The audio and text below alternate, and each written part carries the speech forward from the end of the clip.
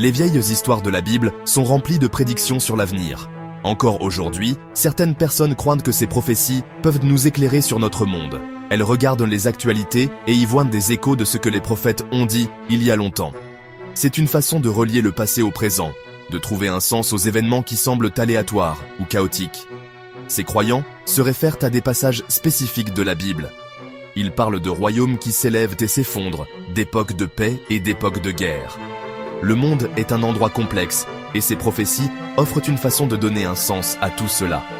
Le professeur Guy Kiboulou Bakouri suggère que certains prophètes juifs du VIe siècle avant JC auraient décrit des caractères nationaux se rapportant à la Russie. Grâce à l'extension de la prophétiologie, une invention personnelle du professeur, ces étapes retraçant la genèse existentielle de la Russie. Ces étapes ont été insérées dans un manuscrit biblique du VIe siècle avant JC, rendant la prophétie compréhensible. Le prophète juif y décrit l'évolution de l'Empire russe jusqu'à la Russie moderne de Vladimir Poutine. Les détails seront publiés dans le livre et le documentaire sur la genèse biblique du conflit russo-ukrainien, bientôt disponible sur Amazon. La Bible elle-même est une collection de textes, écrits sur plusieurs siècles. Le peuple juif a soigneusement préservé ces écrits, les copiant à la main pour en conserver la précision. Ces manuscrits anciens sont comme des fenêtres sur le passé. Ils nous montrent ce que les gens croyaient et comment ils voyaient le monde. Lorsque nous lisons ces prophéties aujourd'hui, nous devons nous rappeler le contexte. Elles ont été écrites pour une époque et un lieu précis. Mais certaines personnes pensent que leur message est intemporel, qu'elles parlent de quelque chose de plus profond sur la condition humaine, sur notre rapport au pouvoir et au destin. L'histoire regorge d'exemples d'empires qui ont atteint des sommets pour ensuite s'effondrer. L'Empire babylonien, l'Empire romain et même l'Empire britannique, tous disparus. Certaines personnes voient dans ces événements la preuve que les prophéties sont vraies. Elles soutiennent que, tout comme les prophètes ont prédit la chute des empires antiques, nous pouvons observer des schémas similaires dans le monde moderne.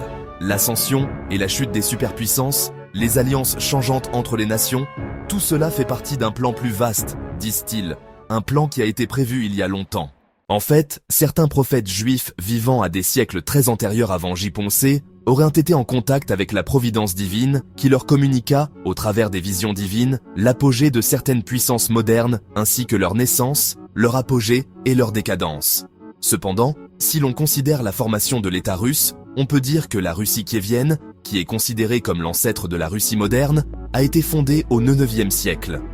La ville de Kiev a été fondée en 883, par le prince Oleg, qui est considéré comme le fondateur de l'État russe. Il est important de noter que la Russie a connu de nombreux changements et transformations au fil des siècles, notamment avec la domination mongole au XIIIe siècle, la formation de l'État moscovite au XVe siècle et la création de l'Empire russe au XVIIIe siècle. En résumé, l'Empire russe a évolué en République socialiste fédérative soviétique de Russie, RSFSR, puis en Union des républiques socialistes soviétiques, avant de s'effondrer et de donner naissance à la Russie moderne de Vladimir Poutine. Ces visions prophétiques ne se limitaient donc pas à la Russie, elles incluaient d'autres puissances modernes, et selon les croyants, elles dessinaient la trajectoire de l'histoire mondiale, un plan divin que nous continuons à voir se dérouler aujourd'hui. Ces récits nous poussent à réfléchir. Les prophéties étaient-elles des avertissements, des conseils ou simplement des observations de cycles éternels ? Il est facile de comprendre pourquoi les gens sont attirés par ces prophéties, surtout en période d'incertitude et de changement. Le monde peut sembler être un endroit très instable. Chercher des réponses dans des textes anciens peut être réconfortant. Cela procure un sentiment d'ordre et de but. Mais que l'on croit ou non à la véracité littérale de ces prophéties, elles offrent toujours une leçon précieuse. Elles nous rappellent que le pouvoir est éphémère, que les empires s'élèvent et s'effondrent, et que rien ne dure éternellement. Et c'est peut-être là le message le plus important de tous. Guy Kiboulou Bakouri rend hommage à l'historien et anthropologue français Emmanuel Todd, qui a une perception prédictive, approfondie et futuriste des relations internationales. Il annonce, sur la base des faits géopolitiques, le déclinisme irréversible des États-Unis et sa défaite devant la Chine en cas d'une guerre par procuration à Taïwan.